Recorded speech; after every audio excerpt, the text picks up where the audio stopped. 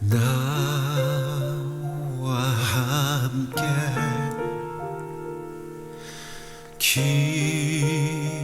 기도하자. 나는 마음이 매우 아파 고민하여 죽게 되었으니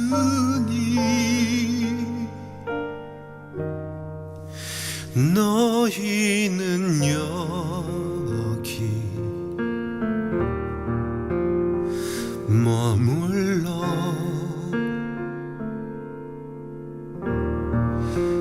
나와 함께 깨어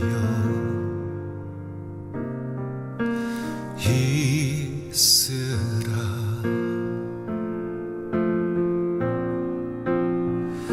아버지여, 이 잔을 내게서 옮기소서. 그러나 나의 뜻대로 마시고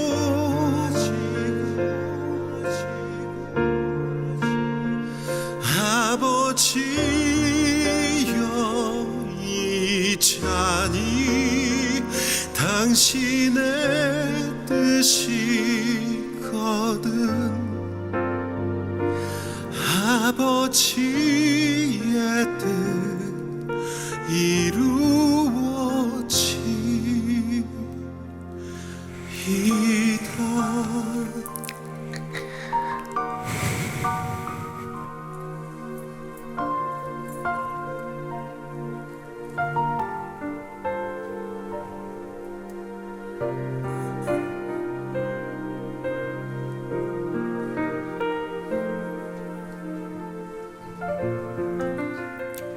펀처치 베델교회 오신 여러분들을 주님의 이름으로 환영합니다.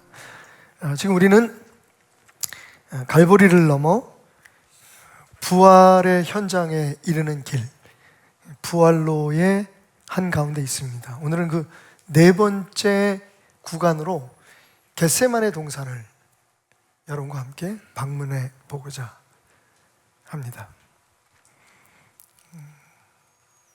지금부터 한 10년 전이었던 것 같아요. 그 초록우산 어린이재단 그리고 CBS와 함께 아프리카 르완다 1000개의 언덕의 나라라고 불리는 르완다를 방문한 적이 있었습니다. 그 이름처럼, 그 별명처럼 르완다는 굉장히 그 작고 큰 산들, 구릉지들이 많습니다. 그래서 그 르완다에 사는 사람들은 가끔 그런 얘기를 해요. 우리가 아프리카의 스위스다. 두 개의 산을 넘어서 두 명의 고아 자매가 사는 움막을 제가 움막이라고 표현합니다. 집이라고 하기에는 너무 허술하고 형편이 없었기 때문에 움막으로 기억합니다. 움막을 방문하게 되었습니다. 엄마가 오랫동안 에이즈를 앓다가 죽었고, 그 엄마가 에이즈가 걸려서 앓기 시작하면서 아빠는 돈을 벌겠다고 나가서 몇 년째 돌아오지 않고 있었습니다. 그냥 아이 둘이 그 주변에 이웃들의 도움으로 간신히 살아가고 있는 그런 형편이었습니다. 정확하게 나이를 기억 못하지만 아마 큰 아이가 한 12살 정도? 10살에서 12살 그 사이에 아이였고, 그리고 둘째는 그보다 좀 어렸던 걸로 기억을 합니다. 제가 갔을 때는 자신들이 키운 콩을 이게 털어서 그 콩을 낡은 양은 냄비에 언제 씻었는지도 모르겠어요. 여러분 생각을 해보십시오. 그 어린 아이들이 물도 나오지 않은 그 산 꼭대기에서 사는데 물을 한번 길어 오려면 노란 우리 말하면 기름통 같은 건데 그 노란 통에다가 물을 쥐고 날라야 됩니다. 뭐 당연히 청결은 뭐 생각할 수도 없는 거죠. 그래서 언제 씻었는지 모를 만큼 거목게 그을려 있고 속에는 음식 더덕이가 붙어 있는 그 냄비에 콩을 넣고 물을 부어서 소금을 좀 넣어가지고 그걸 끓여 먹는 거예요. 그게 그들이 먹는 하루 음식의 전부였습니다. 그 아이들과 함께 이제 조금 피워놓은 그 숯불 곁에 앉아서 아이들과 이제 이런저런 이야기를, 통역의 도움을 받아서 이야기를 하고 있는데, 그래도 이제 저희가 손님이라고, 큰아이가 갑자기 일어나더니 그 노란 플라스틱 통에서 물을 따라서 저한테 대접을 하는 겁니다. 아주 수줍게 저한테 내민 그 어린 소녀의 손에는 낡은 양은 컵에 물이 담겨져 있었습니다. 근데 딱 그 물을 보는 순간 직전 아프리카 선교에서 우리가 경험했던 일이 생각이 났어요. 인천의 그 청라 지역에서 목회하신 젊은 목사님인데, 그때 우리가 한 1000명 정도 되는 그 르완다의 목사님들을 대상으로 세미나를 진행하고 있었는데, 마침 제 강의가 끝나고 이제 그 목사님이 강의를 하셔야 될 시간이 됐는데 안 나오시는 거예요. 그래서 연락을 해봤더니 배탈이 났는데, 길거리에서 음식이 하도 맛있어 보여서 그걸 먹고, 구운 옥수수가 그렇게 맛있어 보였나 봐요. 먹고 그 옆에 카페에서 얼음물을 마셨는데 그게 탈이 난 거예요. 그래서 병원으로 그냥 실려갈 만큼 긴급한 상황이 벌어졌어요. 그래서 제가 이제 그 목사님 시간을 땜빵을 하고 전문 용어로, 그리고 간신히 그 목사님은 미국 선교사들이 운영하는 병원에서 잘 치료를 받아서 그 다음날 아침에 우리가 많이 염려했던 것과는 달리 무사히 퇴원을 하시게 되셨습니다. 이제 그 이후로 야, 물은 카페에서도 얼음은 절대로 먹지 마라. 물은 다 사는 돈으로 사서 먹는 생수를 먹자. 뭐 이게 저희 선교팀에는 아주 불문율이 돼버린 거죠. 근데 갑자기 어린 소녀가 자신들이 먹는 물을 컵에 따라서, 제가 산을 2개를 넘어, 여러분 아시잖아요. 제가 산을 얼마나 싫어하는지. 내려올 걸 왜 올라가? 그죠? 왜 그러면서, 왜냐하면 사실은 그건 그냥 핑계고, 저는 다리가 짧잖아요, 여러분. 그래서 산을 제대로 끝까지 올라가 본 적이 없어요. 근데 거기는 안 갈 수가 없었던 거죠. 사실은 2번째 산을 넘을 때는요, 그 지역의 어린이들의 도움을 받았습니다. 어린이들이 얼마나 다람쥐처럼 맨발로 다니는지, 이 아이들이 제가 하도 불쌍해 보이는지 뒤에서 밀고 앞에서 끌어주고, 이래서 그냥 힘은 들었지만 아이들이, 그러니까 아이들과 같이 이렇게 함께 가는 재미로 산을 넘었던 것 같아요. 어떻게든 돌아오는 길이 굉장히 염려는 됐지만, 그러니까 너무 제가 지쳐 보이고 목이 말라 보이는지 물 한 잔을 딱 권하는데, 여러분 이거 참 난감합니다. 안 마실 수도 없고, 선교지에서는 도대체 이 음식이 어떻게 만들어졌는지, 이 물이 어디서 떠왔는지, 사실요, 제 기분이었을까요? 그 물에는 뭔가 이렇게 작은 부유물들이 떠다니는 것처럼 보였어요. 물도 맑지 않았고, 아마 양은 그릇이어서 그랬을지도 몰라요. 이걸 안 마시면, 선교지에서는 굉장히 결례잖아요. 그래서 되게 조심스럽게 고민을 하고 있었어요. 그때 이 아이가 저한테 뭐라고 얘기를 했는데, 그 옆에 초록우산 어린이재단의 그 간사 한 분이 통역을 해주시는 거예요. 어서 드세요. Drink it, please. 그 안에 뭐가 들어있는 줄 알고.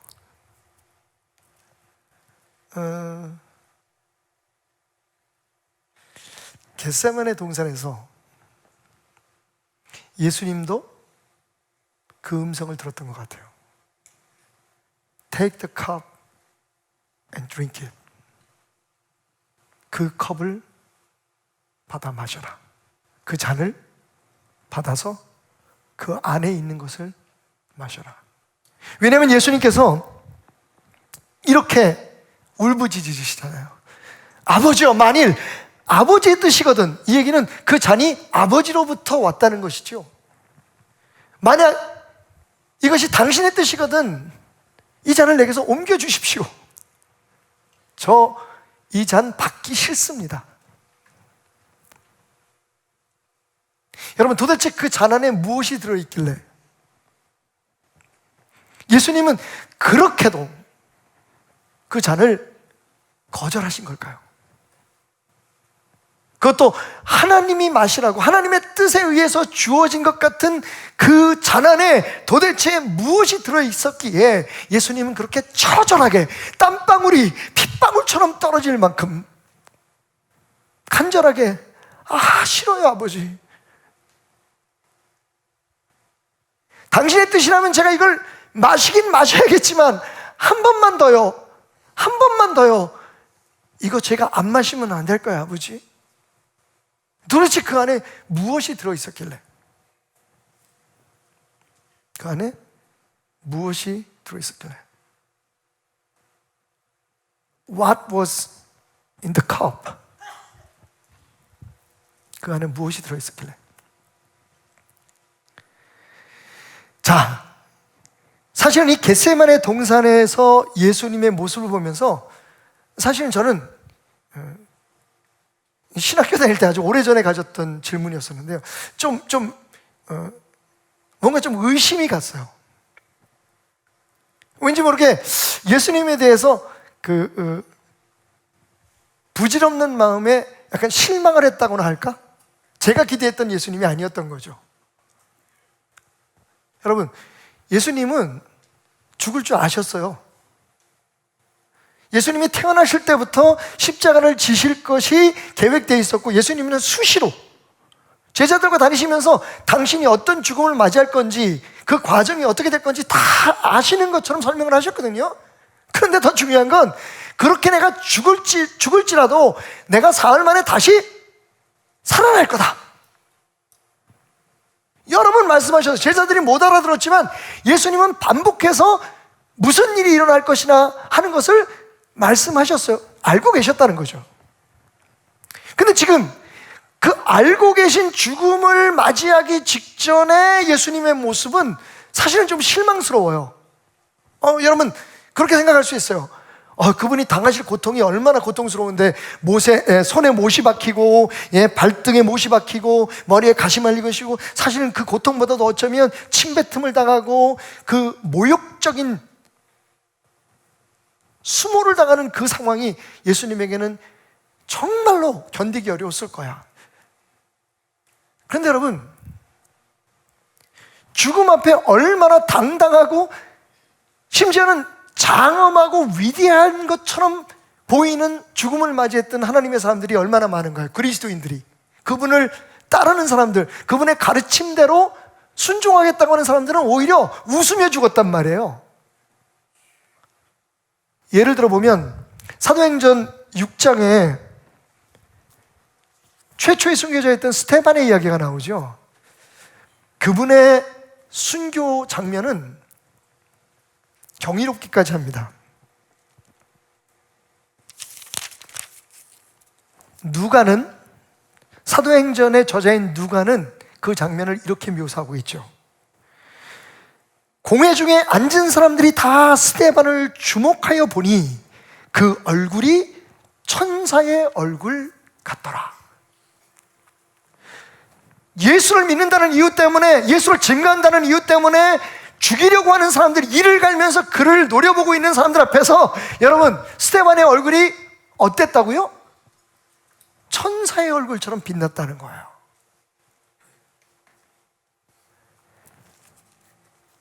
그리고 그가 마침내 돌로 맞아 죽는 순간, 여러분, 주먹만한 돌이 아닙니다. 사람 머리만한 돌로 지금 죽으라고 던지는 그 돌에 맞아서 깨지고 피가 나는 그 상황 속에서 누가는 스데반을 주목해 보았죠.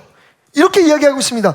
그들이 돌로 스데반을 치니 스데반이 부르짖어 이르되 주 예수여 내 영혼을 받으시옵소서 하고 무릎을 꿇고 크게 불러 이르되 주여 이 죄를 그들에게 돌리지 마옵소서, 이 말을 하고 자니라.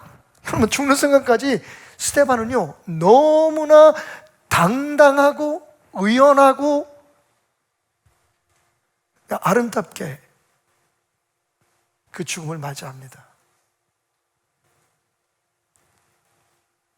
스데반뿐이 아니에요. 기독교 역사 속에 폴리갑이라고 하는 교부가 있었습니다. 영화로도 나왔죠. 요새 그 OTT 들어가시면 폴리갑이라고 하는 영화를 보실 수가 있습니다. 이 폴리갑이라고 하는 교부는 82세에 화형을 당합니다. 이유는 스데반이 죽은 것과 똑같아요. 예수를 증거했다는 이유 때문에, 예수를 가르쳤다는 이유 때문에 화형을 당하는데, 로마 황제가 이 폴리갑을 죽이는 게 쉽지가 않았어요. 얼마나 많은 사람들의 존경을 받고 영향력이 컸든지 잘못하면 큰 소요가 일어날 것 같기도 하고, 또 솔직히 황제 입장에서 이 폴리갑을 마음속으로 존경했던 것 같아요. 그래서 마지막 기회를 줍니다. 나무에 묶어놓고 장작을 쌓아놓고 불을 피우기 전에 당신이 만약 이 자리에서 예수를 부인하면 당신을 살려주겠소. 여러분, 그때 폴리갑이 아주 유명한 말을 하죠. 82년 동안 그분은 나를 한 번도 떠나지도 않고 버리지도 않으셨는데 내가 어찌 내 목숨을 위해 그분을 부인하겠습니까? 그리고 불이 피워지고 그는 거기서 찬송을 부르며 죽었다라는 기록이 남아 있습니다. 보세요. 그뿐이 아니죠. 로마가 기독교 국가가 되는 과정에서 어떤 일이 벌어졌냐면, 지금 제가 말씀드린 것처럼 스데반 한 사람, 그리고 폴리갑 한 사람뿐만 아니라 수없이 많은 그리스도인들, 예수쟁이들을 처형하는 일들이 벌어지죠. 며칠씩 굶긴 사자의 밥으로 던지고, 끓는 기름통에 담궈 죽이고, 머리를 기름을 짜는 프레스로 터뜨려 죽이고, 십자가에 매달아서 화형을 하고 불을 질러서 죽이고. 이유는 딱 한 가지예요. 예수를 믿는다는 이유 때문에. 예수를 왕이라고 주장한다는 이유 때문에 그들은 그렇게 죽어갑니다. 근데 여러분, 그 잔인한 인간들 속에서, 구경꾼들 속에서 이 사람이 죽는 마지막 순간까지 사자에게 쫓기면서, 그리고 타오르는 불에 뜨거워서 몸서리를 치면서 하늘을 향해 찬송을 부르고 예수의 이름을 불렀다는 거 아닙니까? 처음에는 막 흥분해서 잔인하게 그 피비린내 나는 유의를 즐기던 로마의 사람들이, 특히 귀족들이 그 모습을 보면서 이상한 생각이 든 거죠. 아니, 저 사람들은 도대체 이건 미친 거 이상인 거죠. 저렇게 죽어가는 순간까지도 예수를 노래해? 천국을 찬양해? 뭔가 있다.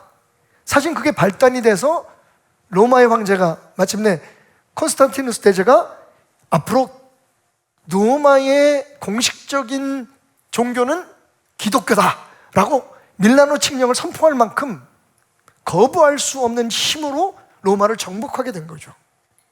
보세요, 여러분. 스데반, 폴리갑, 그리고 수많은 그리스도인들이 그렇게 당당하게 멋있게 자신들의 죽음을 맞이했단 말이에요. 천국을 위해서, 예수 그리스도를 위해서. 근데 여러분, 예수님은 막상 겟세마네에서 당신이 맞이할 죽음을 피하게 해달라고 기도합니다. 몸부림을 치면서 땀방울이 핏방울처럼 떨어지는 것처럼 그렇게 아주 힘을 다해서 제발 이 잔을,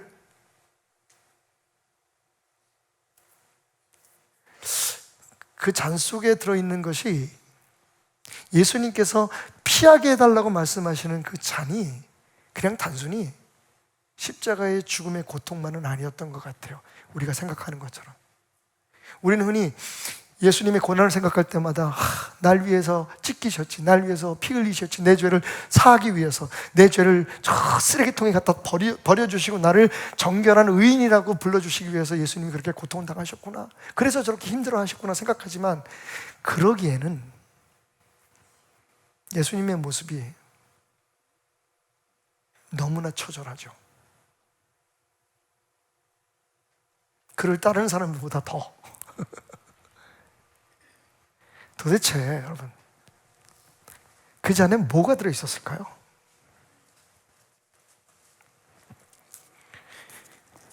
그 잔에 무엇이 들어있었는지를 알아보기 위해서 말씀 속에서 몇 가지 힌트를 찾아보겠습니다. 첫째로요, 예수님은 그 잔에 무엇이 들어있었는지 그 잔을 생각하시면서 깜짝 놀라셨습니다. 우리가 성경을 이렇게 읽고 묵상하면서 흔히 놓치기 쉬운 단어인데요, 같은 이 겟세마네의 사건을 기록하고 있는 마가는 다음과 같이 이야기합니다. 베드로와 야고보와 요한을 데리고 가실 때에 심히 놀라시며 슬퍼하사. 심히 어떻게 하셨다고요? 여러분, 놀랐다는 말이 뭐죠? 이거 잘못 번역된 게 아닌가? 그래서 원어를 봤더니 이 놀라시며, 심히, 그것도 그냥 놀란 게 아니라 깜짝 놀랐다는 거죠. 대단히 놀라시며, 뭔가 예상하지 않았던 일이 일어났거나 생각했던 것보다 더 큰 것들이 그분 앞에 놓여 있었다는 거죠. 엑삼베오라고 하는 이 단어는 말 그대로 진짜 놀랐다는 말이에요. 깜짝 놀랐다. 이게 뭐지? What is this? 뭐 이런 거예요. Surprise! 이런 거예요. 여러분, 그러니까 일단 예수님이 알고 있었던 그 죽음의 고통은 아니었다는 거죠. 그 이상의 무엇인가 있었다는 거죠. 그러니까 예수님이 놀라셨죠. 마태복음과 누가복음에는 기록되어 있지 않지만 마가복음에는 정확히 뭐라고 기록되어 있냐면, 그가 심히 놀라시며 슬퍼하셨다. 깜짝 놀라고 나서 예수님께서 슬퍼하셨다는 거예요. 큰일 났구나. 그리고 예수님의 기도가 시작되죠. 그게 무엇이든지 그냥 우리가 단순하게 생각하는 것처럼 예수님이 당하실 고통의 무게만은 아니었다. 사실 그랬다면 예수님은요, 스데반보다 혹은 어떤 폴리갑보다 다른 어떤 초대 그리스도인 순교자들보다 훨씬 멋지게 그 죽음을 맞이하셨을 거예요. 원래 준비하셨던 거거든요. 그걸 위해서 이 땅에 오셨으니까요. 근데 예수님이 놀라셨다는 건 그 습관적으로 항상 가던 그 동산에서 기도하시러 간 그날, 바로 그날 예수님은 그동안에 생각했던 것 이상의 것에 압박을 받으셨다는 거죠. 그것이 무엇이든지. 그리고 예수님의 기도가 시작됩니다. 이 잔을 내게서 거두어 달라. 이런 거였다면 내가 피하고 싶다고. 두 번째 힌트는 예수님께서 그 잔을 걷어가 달라고, 피하게 해달라고 3번씩이나 기도하셨다는 겁니다. 그럼 한 번도 아니고 3번씩이나 기도하셨다는 건 뭡니까? 우리가 흔히 어떤 중요한 일을 놓고서 내가 하나님 앞에 1,000번제를 드린다, 1,000번 하나님 앞에 예물을 드리고 그 기도가 이루어지기 위해서 기도하고 있습니다, 이런 얘기들 흔히 듣잖아요. 그만큼 중요하고 어려운 일이었다는 것을 반증해 주죠. 예수님께서 여기저기서 사역 초반부부터 예수님의 기도가 성경에 소개되어 있습니다. 예수님의 삶은 기도하는 삶이었죠. 마지막 십자가에 못 박히셔서 내 영혼을 아버지께 맡기나이다라고 고백할 때까지 예수님은 끊임없이 기도하셨어요. 오늘도 누가는 그걸 정확하게 우리에게 얘기해 주고 있습니다. 예수님께서 감람산의 습관을 따라가셨다. 그러니까 오늘 이 기도는 특별한 기도가 맞아요. 내일이면 예수님은 십자가를 지셔야 되니까 특별한 기도지만, 그런데 그게 항상 하셨던 기도 중에 아주 특별한 날에 드리는 기도였었다는 의미이지, 예수님께서 일부러 그 죽음을 준비하기 위해서 겟세마네를 따로 찾아가셨다는 건 아닙니다. 습관적이라는 말은 항상 거기서 기도하셨다는 거예요. 근데 어디서도 예수님께서 2번, 3번 같은 제목을 가지고 기도하셨다는 말은 없습니다. 여기 말고는요. 마태가 그의 복음서에서 마태복음 26장 36절부터 46절 사이에 이 말을 빼놓지 않습니다. 또 그들을 두시고 나아가 3번째 같은 말씀으로 기도하신 후, 여러분 3번 드렸던 예수님의 기도의 내용이 똑같았다는 거예요. 그게 뭡니까? 누가는 그걸 딱 한 줄에 정리해 놓았는데, 아버지여 당신의 뜻이라면 이 잔을 내게서 거두어 가 주십시오. 이걸 3번씩이나 간절히 기도했어요. 그리고 마지막에는 그렇게 기도하는 주님의 이마에서 흐르는 땀방울 속에 피가 섞여 있었다는 거죠. 이건 의학적으로도 일리가 있는 말이랍니다. 의사들 가운데 믿음이 좋으신 분들이 연구를 해봤는데, 그들의 말에 의하면 사람이 아주 큰 스트레스를 받고 너무 몸에 힘을 주고 경직되어 있다가 보면 피부 속에 있는 실피축들이 파열이 될 때가 있대요. 터진대요. 그래서 가끔 물에, 땀에 흐르는 눈물에 피가 섞여 나오는, 피눈물을 흘린다는 말이 거기서 나왔다는 거예요. 우리는 피눈물을 흘릴 만큼, 표현으로는 그렇게 얘기하지만 정말 피눈물을 흘려본 사람은 별로 많지 않을 거예요. 그죠? 피 섞인 땀을 흘려본 사람이 몇 명이나 됐겠어요. 근데 예수님이 피 섞인 땀을 흘리셨다는 거예요. 이건 3번 기도하고도 예수님이 견뎌내고 받아 마시기 힘든 만한 그 무엇인가가 그 속에 들어있었다는 거죠. 마지막 3번째 클루는요, 예수님이 그동안에 생애 속에서 하나님 아버지와 뜻이 달랐다고 표현된 곳이 여기 딱 한 군데밖에 없어요. 예수님은 특히 요한복음에 수차례 말씀하십니다. 내가 하는 말은 내 말이 아니다. 예수님이 그렇게 겸손하신데, 제가 말씀을 준비하면서 또 한 번 제 자신을 채찍질했어요. 박 목사, 너는 다 네가 뭘 잘해서, 네가 설교를 잘해서, 네가 잘 가르쳐서, 잘 훈련시켜서. 특히 하나님을 섬기는 사람들, 찬양대뿐만 아니라 특히 찬양대를 인도하는 지휘자, 찬양팀, 대장, 인도자, 제일 문제는 이제 저 같은 목사들. 막 성도들이 은혜 받고 성도들이 막 믿음이 자라는 말을 하면서, 야, 내가 지금 잘하고 있지. 절대로 금물입니다. 왜냐하면 예수님도 그렇게는 말씀 안 하셨어요. 내가 기도해줘서 너 병 났어.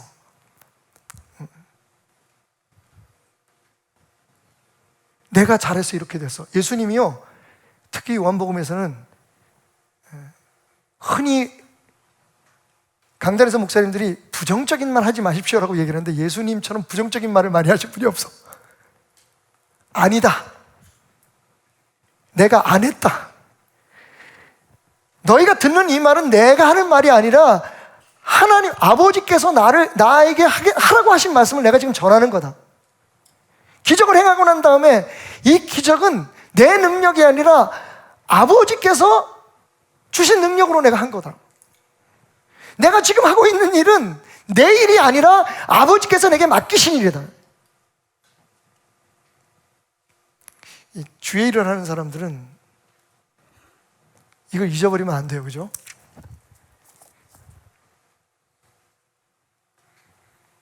그래야 모든 영광이 하나님께로 돌려지잖아요. 사람을 주목하거나 리더를 주목하지 않게 되잖아요. 그게 하나님 앞에서 진짜 겸손인데, 예수님은 항상 그렇게 말씀하셨어요. 그 얘기는 뭐냐면, 아버지의 뜻과 내 뜻이 다르지 않아. 나는 그냥 항상 아버지의 뜻을 따라. 그게 내 뜻이야. 이런 얘기예요. 그죠?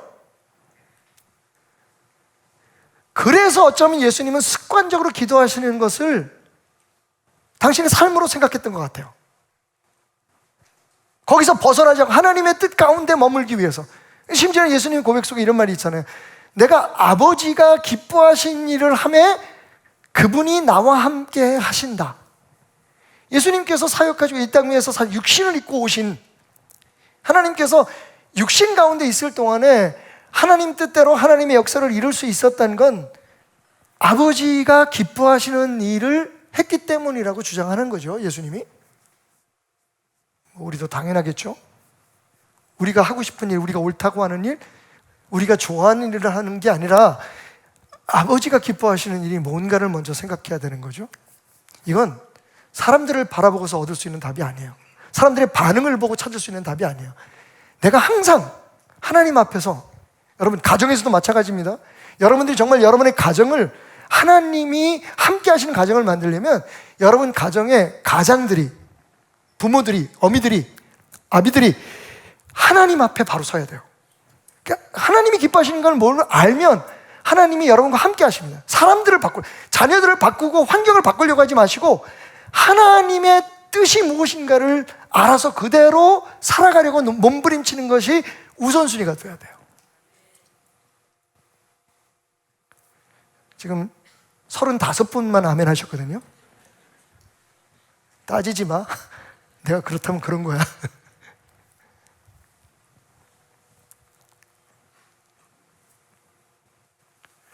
목회자인 저도 사실 여러분 좀 느낀지 모르겠지만 베델교회 30년 사역하면서 저도 조금씩 자라서 여기까지 왔습니다. 요즘 아마 가까이 계신 장로님들이나 아마 우리 교육자들은 아실 거예요. 제가 예전보다 조금 힘이 빠져 보인다고. 그러니까 옛날에는 막 무슨 일을 하기 위해서 막 성질도 내고 막 어떻게 하면 교회에 무슨 일을 해볼까, 성도들을 어떻게 좀 볶아볼까 뭐 이런 생각을 많이 했었어요. 그게 내 사명인 줄 알았거든요. 근데 요즘은 하나님 앞에 서 있는 시간을 더 많이 가지려고 해요. 그러니까 내가 자꾸만 옳다고 생각하고 하나님 뜻이라고 생각하고 자꾸만 사람들을 바꾸고 여러분 더 많이 교회 나오십시오, 더 많이 헌금하십시오, 더 뭘 하십시오, 이렇게 해야 됩니다, 이게 옳습니다, 이렇게 주장할 때는요 항상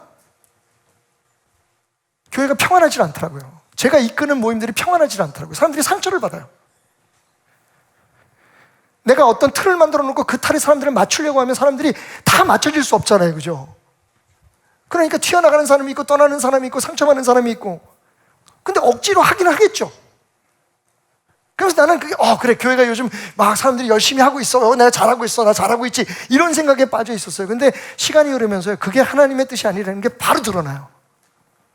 성도들의 삶 속에 하나님의 나라가 세워지는 게 안 보여요. 근데 많은 사람들은 그게 부흥이라고 생각해요. 여기서 시간을 끌 건 아닌데, 예수님은 항상 하나님 앞에 기도하는 삶을 살았어요. 아무리 바빠도 기도를, 바쁘면 바쁠수록 사람들이 막 몰려와서 예수님을 막 더 찾으면 찾을수록 예수님이 일부러 시간을 내서 감람산에 가서 기도하시고 다른 데에서 가서 기도하시고, 그죠? 왜 그랬을까요? 하나님 뜻을 먼저 묻고 하나님 뜻 안에서 머물러 있기 위해서. 여러분 자꾸만 주변 사람들이 이렇게 하라 저렇게 하라, 뭐 주변 사람들이 막 잘한다 이러면요 내가 자꾸만 내 뜻, 나 지금 잘하고 있지? 그래서 하나님의 뜻에서부터 점점 멀어질 때가 있어요. 오히려 일이 잘 안 되고 말아먹고 사람들이 나를 잘 안 따라주고 내가 인기가 없을 때도 하나님을 찾게 되더라고요. 할렐루야. 그게 인간이거든요. 예수님은 그 틈을 주지 않으셨던 거예요. 그러니까 항상 하나님과 일치하셨다는 것을 우리가 볼 수가 있는데, 딱 여기 한 군데, 제가 알기로는 성경에서 딱 한 군데 여기서 하나님의 뜻을 바꿔달라고 얘기합니다. 이 얘기는 뭐냐 하면 오늘 말씀에도 나타나죠. 내 원대로 마옵시고 아버지의 원대로 하옵소서. 여기 아버지의 원이 있고 예수님이 원하는 게 있다는 거죠. 물론 육신 가운데 있었으니까 육신 속에서 겪어야 될 그 고통에 대한 그걸 피하고 싶어하는 인간의 마음이 여기 있다고 생각할 수 있겠지만 여러분 그렇게 단순하지 않습니다. 그죠? 예수님이 너무 무서워서, 너무 놀래서, 너무 간절해서 제발 이것만은 여러분 우리 주님이 그렇게 쪼잔하게 죽는 것 때문에 그러겠어요? 자꾸만 글로 몰아가는 우리들이 일종의 그 확증 편향적인 그 묵상을 하는 거죠. 답을 정해놓고 지금 묵상을 하니까 아이고 예수님이 십자가에 못 박혀 죽을 고통을 당하시는 그 얼마나 아프셨을까.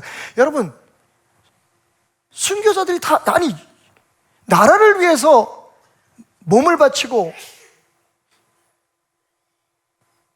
일제 앞에서 예수를 증거하기 위해서 모디를 걸어갔던 주기철 목사님 같은 분도 계시고, 몸이 산산이 찢겨 죽었던 유관순 열사 같은 분도 계세요. 근데 우리 예수님이 이건 아니지. 여러분, 아니에요. 분명히 그 잔안에는 예수님이 당할 고통 이상의 그 무엇인가가 있었던 거예요. 아버지의 뜻, 나는 아니고 싶은 아버지의 뜻, 내 뜻이 아닌 아버지의 뜻. 그러니까 성경상의 예수님과 하나님 사이에 의견이 일치하지 않은 게 딱 여기 한 군데예요. 물론 결국 예수님은 아버지의 뜻을 따르셨지만 도대체 그 안에 뭐가 들어있었길래? 그 답을 우리는 성경에서 찾아봅니다. 제가 보니까 성경에는 두 개의 특별한 잔이 있더라고요. 하나는 우리 모두가 좋아하는 축복의 잔입니다. 내 잔이 넘치나이다. 할렐루야. 그런데 여러분, 성경엔 그 넘치는 축복의 잔만 있는 게 아니에요. 무슨 잔이 있을까요? 예레미야서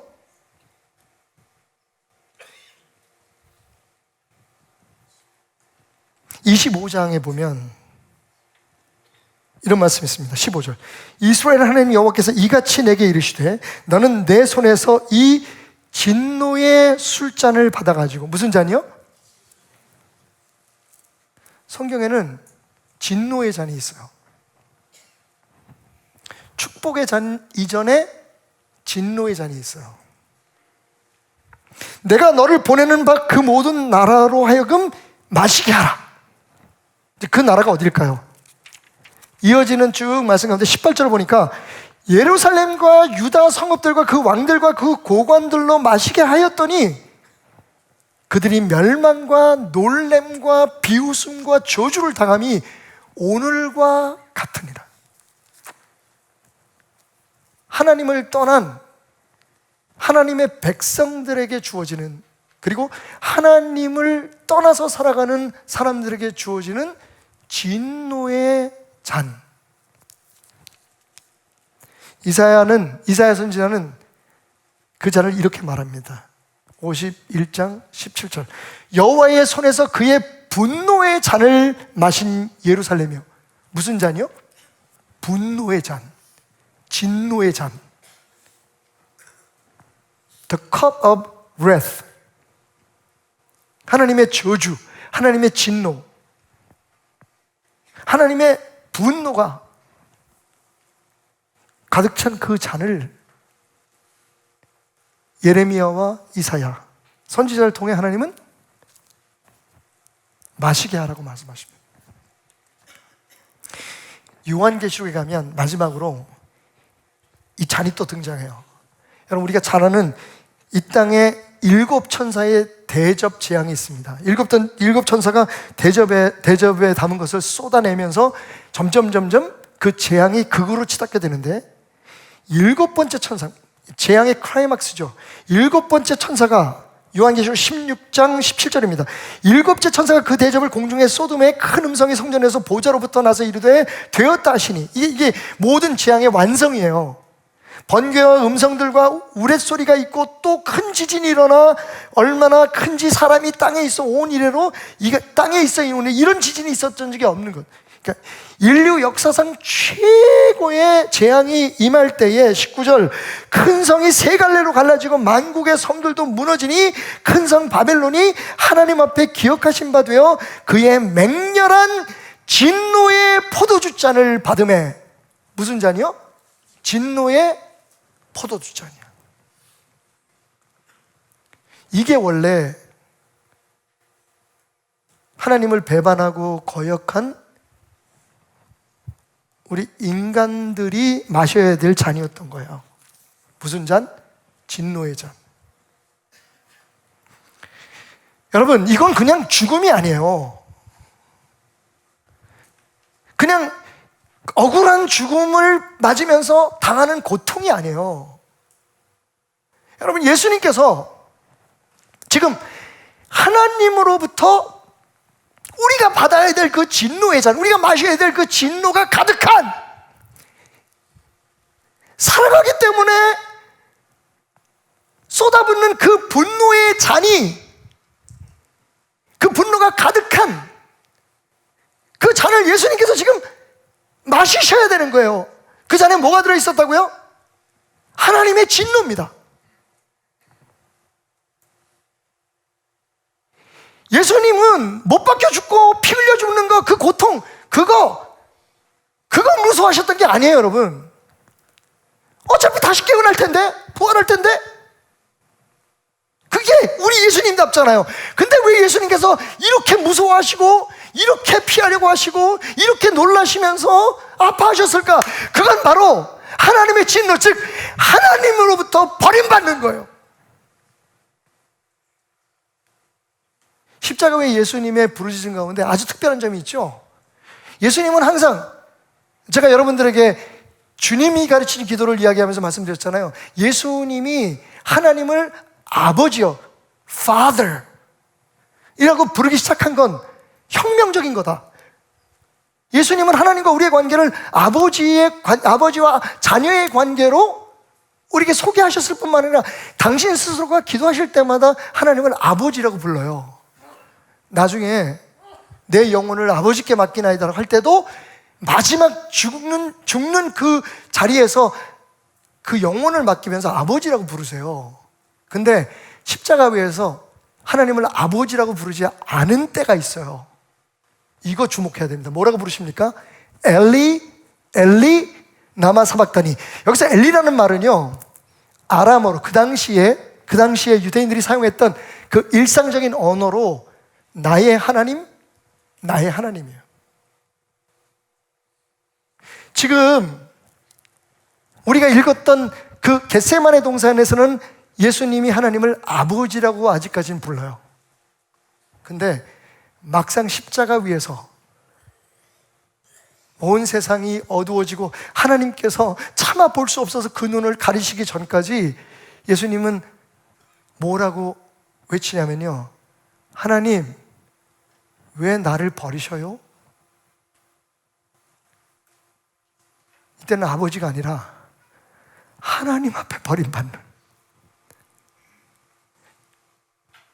하나님과 완전히 분리되어 버리는 그 고통이,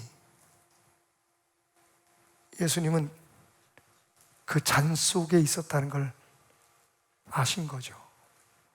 여러분, 물론 오해는 안 하시겠죠. 진짜 거기에 잔이 있었다는 건 아니에요. 상징적으로 예수님께서 거부하려고 했던 건 우리가 겪어야 될 그 진노, 하나님으로부터 버림받는 것.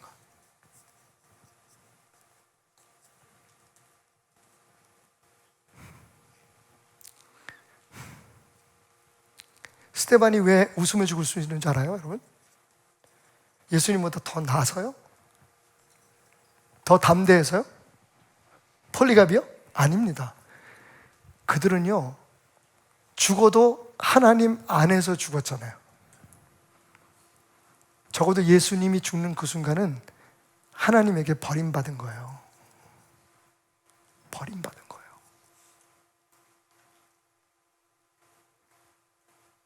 정말 이 겟세마네 예수님의 기도와 예수님의 몸부림을 아는 사람이라면 진짜 우리가 두려워해야 될 것이 뭔지를 알아야 돼요.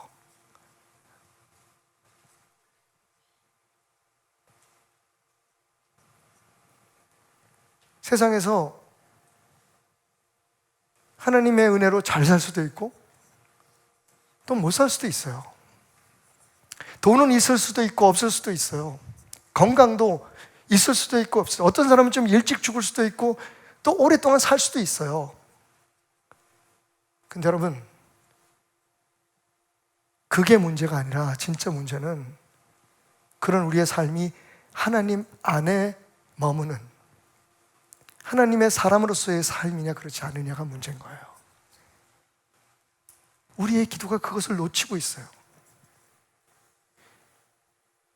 예수님이 정말 하나님으로부터 버림받는 것, 그게 그렇게 두렵고 무서워서 몸부림쳤다면, 여러분, 진짜 축복이 무엇인지, 진짜 저주가 무엇인지 우리는 절대로 놓치면 안 돼요. 그냥 예수님께서 아유 고마워, 우리를 위해서 우리 대신 바쳐지는 어린 양이 되셔가지고 피 흘리시고 고통받으시고 아유 아프셨겠다. 그래서 우리가 이제 의로운 사람 되고 하나님의 자녀가 됐으니까 이제 우리는 우리가 원하는 대로 살아도 돼, 이렇게 생각. 예수님께서 우리의 삶의 쓰레기를 그냥 쓰레기통에 버리시기 위해서 십자가를 지셨다고 생각하시면 안 돼요. 그분은 우리의 죄의 대가로 받아야 될 저주를, 그 무서운 저주를 삼키신 거예요. 와우, 어떻게 하면 좋아요?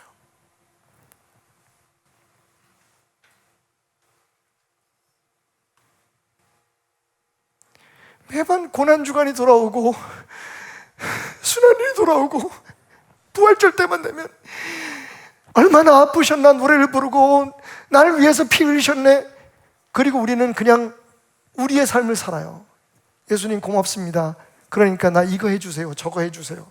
주님 십자가에서 약속하셨죠? 당신이 채찍에 맞음으로 우리가 나음을 입고 당신이 침뱉음을 당하심으로 우리에게 평화가 왔다고. 그거 우리에게 주세요. 그분이 우리를 위해서 죽으셨다고. 마치 무엇인가 맡겨놓은, 부모에게 세뱃돈 맡겨놓은 어린아이처럼 내 거 달라고, 탕자처럼. 그게 신앙생활이라고 생각해요.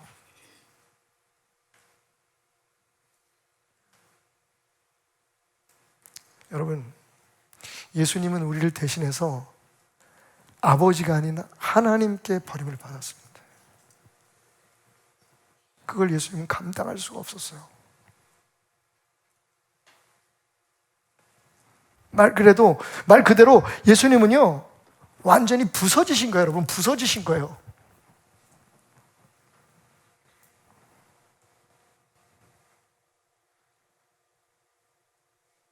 우리는 살아있는데, 예수 믿는다고 팔팔 살아있고 목사 됐다고 장로 됐다고 팔팔 살아있는데, 어느 공동체 어떤 그런 그 기관에 내가 리더가 됐다고 막 팔팔 살아있는데, 예수님은요 완전히 찢기시고 부서지고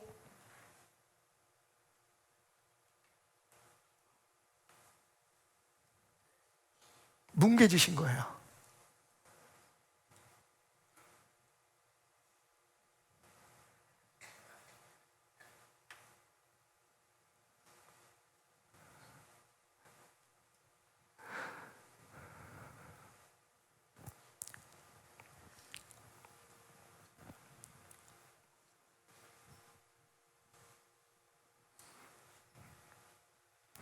우리의 삶이 달라지는 건 아니죠. 열심히 살아야겠죠, 우리에게 맡겨진 일들. 근데 여러분,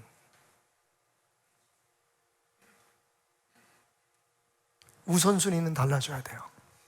우리의 삶의 목표가 달라져야 돼요.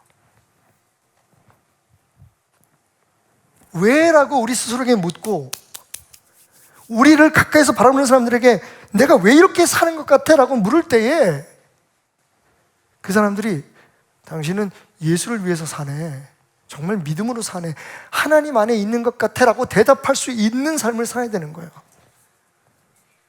그렇지 않으면 나 예수 믿어서 잘 되려고, 우리 자식들도 좀 복을 받고 유명해지게 하려고, 이건 정말 그 잔에 담겨 있었던 그 저주를 삼키신 예수님의 은혜를 일도 모르는 자세요. 그래서 예수님께서 우리 보고 다 포기하고 너희들은 교회 와서 살고 무슨 신앙촌을 만들고 살고 나만 믿고 살고 재산 다 팔아서 가져오고 직장도 다 그만두고 이렇게 말씀하시지 않으셨잖아요, 그죠? 근데 이렇게 말씀하셨어요. 성경에 사도 바울을 통해서 뭐라고 말씀하셨냐면, 친히 나무에 달려 그 몸으로, 이건 베드로를 통해서 이렇게 말씀하셨어요. 친히 나무에 달려 그 몸으로 우리 죄를 담당하셨으니 이는 우리로 죄에 대하여 죽고 의에 대하여 살게 하려 하심이라. 그가 채찍에 맞음으로 너희는 나음을 얻었나니. 그분이 채찍을 맞으면 우리가 나음을 얻었대요. 근데 그 내용에 대해서 사도 바울은 고린도에 쓴 편지를 통해 이렇게 정확하게 얘기합니다. 여러분, 이건 외우세요. 고후 오이로 따라합시다. 고후 오이로. 제가 지난주에 말씀드렸죠. 중요한 말씀은 이렇게 암호화해서 외워라. 고후 오이로. 외우기도 좋다. 고후 오이로. 고후 오이로. 고린도후서 5장 15절 따라합시다. 그가 모든 사람을 대신하여 죽으심은 살아있는 자들로 하여금 다시는 그들 자신을 위하여 살지 않고 오직 그들을 대신하여 죽었다가 다시 살아나신 이를 위하여 살게 하려 함이라. 여러분, 예수님께서 그날 그렇게 마시기 싫었던, 당신조차도 긴장하게 만들고 힘들게 만들고 땀방울이 핏방울이 되도록 부르짖게 만들었던 그 잔을 마시신 이유는 그렇게 함으로 우리의 죄를 사하고 우리를 하나님의 사람으로 만드는 것에서 그 목적이 끝나지 않습니다. 아니, 어쩌면 그 사실에 대해서 우리가 그 목적에 대해서 잘 이해를 못하는 것 같아요. 그 의미를. 예수님께서 wrath, 저주의 잔을 마신 이유는 그렇게 예수님께서 우리를 위해서 저주를 받으심으로, 우리가 받아야 될 저주를 다 받으심으로 우리로 하여금 그분을 위해 살아가는 삶을 살게 하시기 위해였던 거죠. 여러분 앞에 축복의 잔이 있습니다. 근데 알고 계세요? 시편 23편에 나오는 내 머리에 기름을 바르시고 원수의 목전에서 상을 베푸시니 내 잔이 넘치나이다. 여러분, 그 넘치는 잔은요, 원래 저주가 담겨 있었던 잔이에요. 그걸 예수님께서 마시고 비워서 우리에게 주시면서 말씀하세요. 이 잔에 너희의 삶을 담아라.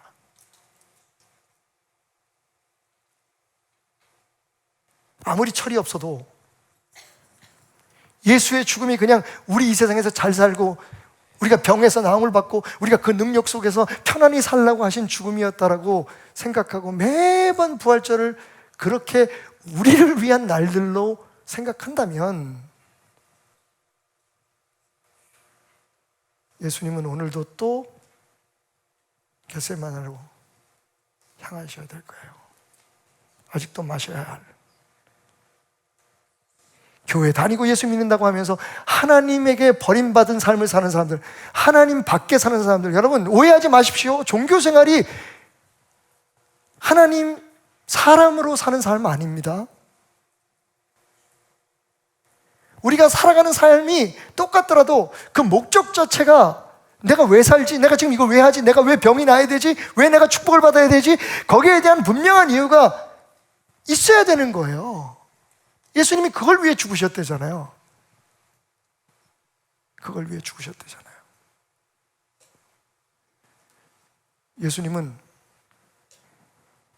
그 저주의 잔을 받으시고 그 빈잔을 우리에게 보이시며 이렇게 말씀하신 것 같아요. 너희의 저주는 내가 받아 너희와 하나님을 화목하게 하였다. 이제 너희는 하나님의 사람들이 되었으니 너희 자신들을 위해서 사는 삶을 버리고 나를 위해 살아다오. 하나님 안에 머무는 삶을 살아다오.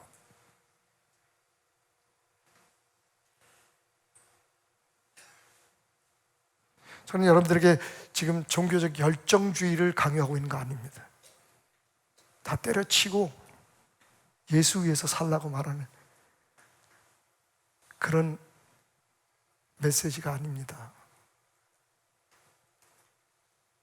여러분은 압니다.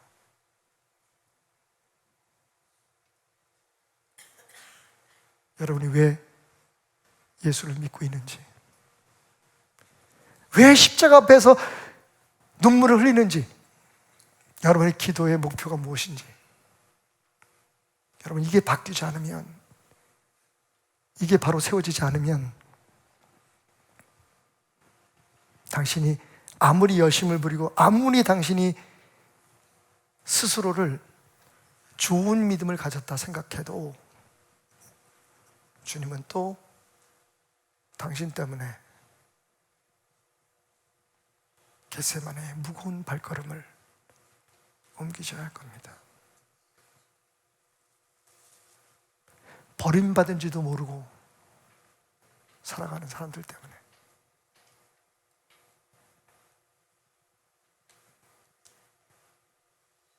그런데요, 그렇게 3번씩이나 눈물로 기도하던 주님께서 중간중간 그 처절한 기도를 멈추시고 가신 곳이 있어요. 바로 제자들이 잠자고 있는 그곳이었습니다. 아무리 당신이 마셔야 될 그 저주의 잔이 고통스럽고 힘들어도 주님은 제자들에 대한 사랑을 거두지 않으셨습니다. 가서 물으세요. 걱정스럽게. 아유, 그렇게 피곤하니? 잠시라도 깨어있을 수 없겠니? 너희들이 시험 들까 봐 걱정이 돼. 깨어있어라.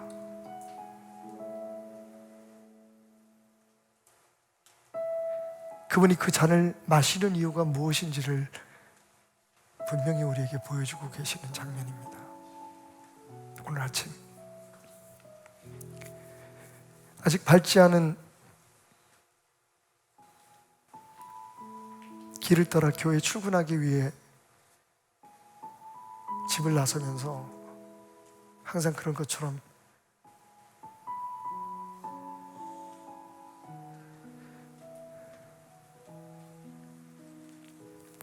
출입문 가까이에 있는 어린 손주들이 잠자는 방을 열어보았습니다.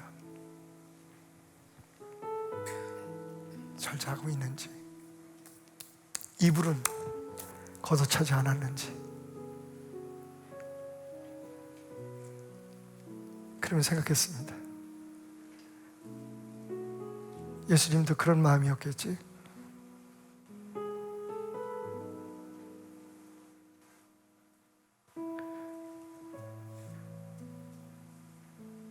오늘 열심히 주의 이름을 빙자해서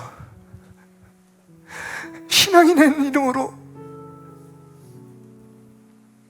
사실 세상에서 나를 위해, 내 것들을 위해, 내게 소중한 것들만을 위해서 살아가는 나를 찾아오셔서 그 철없는 손주들을 안부를 묻는 할아버지의 모습으로, 아버지의 모습으로 잘하고 있지 테나마? 나 조금만 끼어 있어주면 안 되겠니? 내 마음을 조금만 이해하고 살아주면 안 되겠니?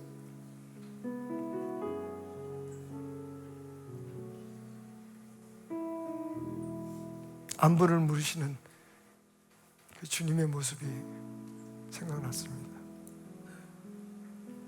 여러분, 지금 우리는 예수님의 부활에 동참하기 위해 예수님이 걸어가신 고난의 길을 함께 걷고 있습니다. 그 길에서 우리는 우리 자신들의 신앙을 돌아보아야 합니다. 그냥 우리를 위해서 그분이 죽으셨고 그래서 우리는 복된 삶을 살게 되었다고 기뻐할 수만은 없는, 그래서 더 그분의 죽음의 의미가 무엇인지, 그분이 왜 그렇게 처절하게 울어야만 했는지, 우리에게 부탁하신 말이 무엇인지, 그것을 점검하며 우리의 발걸음을 옮기십시다. 그분과 함께 이제 온전히 우리 자신을 하나님의 뜻에 맡기는 그 골고다 언덕으로, 그 십자가 아래로, 안개 속에서 주님을 보내 아무도 없을 것 같던 그곳에서 손 내미셔서 나를 붙드네. 길 잃고 쓰러져 가던 그곳에서 함께 찬양합시다. 안개 속에서, 안개 속에서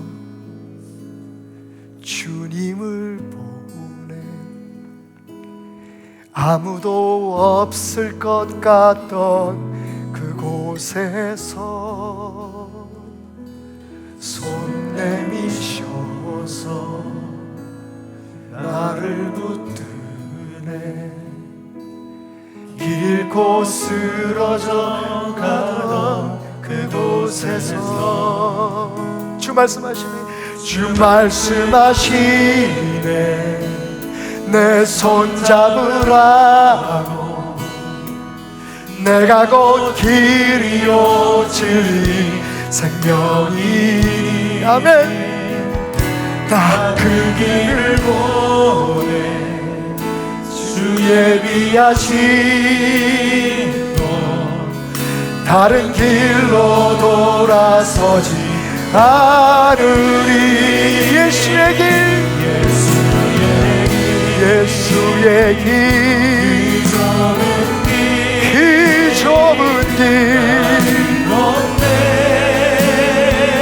주 손잡고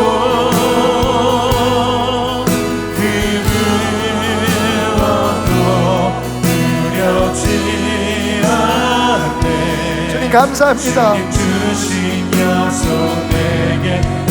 내가 받을 모든 저주를 대신 받으시고 나를 하나님의 자녀 삼으사 내 삶을 새롭게 하심을, 이제 내가 무엇을 바라겠습니까? 이미 내 소망 저 하늘 위에 있으니 예수의 길, 예수의 길, 그 좁은 길 건네 주 손잡고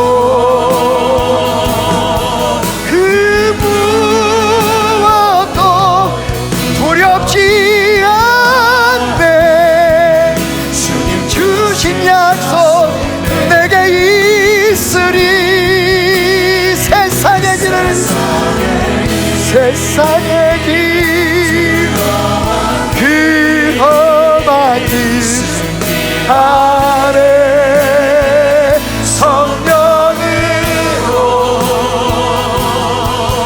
그분.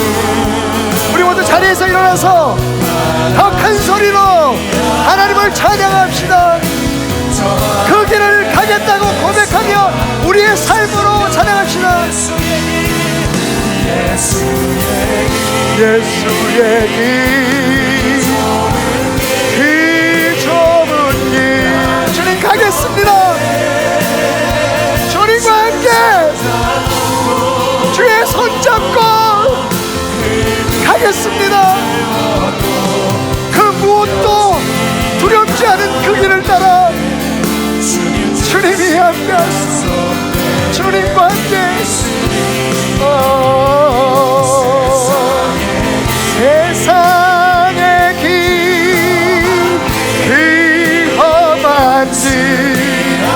아멘. 우리 함께 기도합시다. 이 시간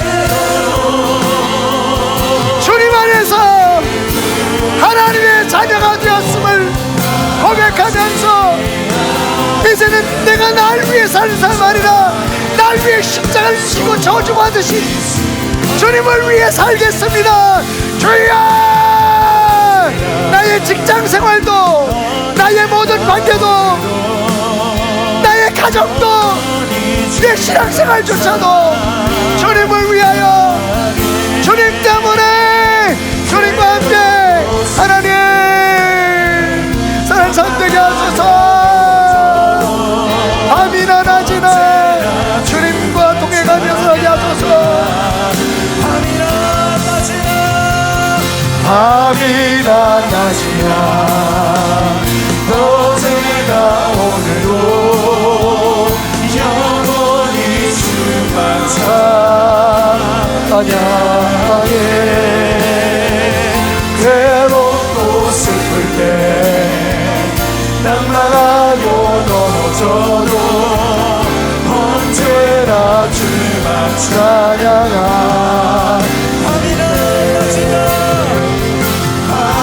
낮이나 언제나 오늘도 영원히 주만 찬양해. 괴롭고 슬플 때 낭랑하고 넘어져도 우리 한번 같이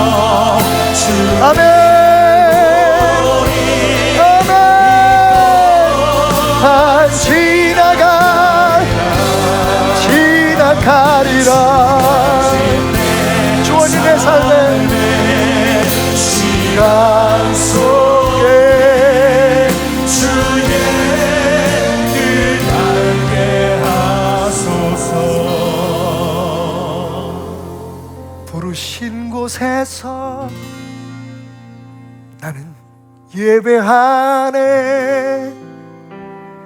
어떤 상황에도 나는 예배하네. 부르신 곳에서 나는 예배하네. 어떤 상황에도 나는 예배하네.